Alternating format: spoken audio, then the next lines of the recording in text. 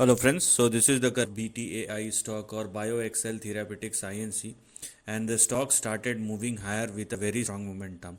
Now understand that we are talking about an upward movement after a massive crash, and it's quite some.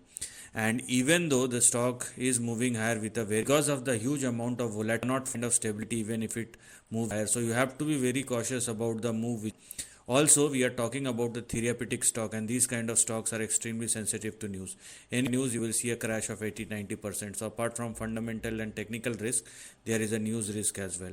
So for BTAI, because the stock is trading above 3.14, so 3.14 will now become your support, and we have 2.3 as our big support and stop loss 2.1, below which the downside will resume once again.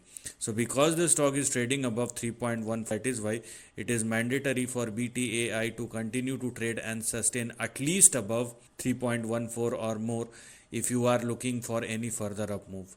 So if BTAI continue to trade and sustain above 3.14, then the immediate target which we have in front of us will be 4.7, and the next big target will be 6.98. So these are the next two targets which one should look at moving forward, because only this part is active right now. If you want to go beyond that, then that definitely requires further breakout. So if you want to go beyond 6.98 or more, then you require further breakout. If it happens, then you can stretch the targets even up to 9 and 13.5. But as I have just said, you have to very cautious about these kind of moves. The stock can give you some very sharp and fast up move, but it's not going to assure you any kind of stability.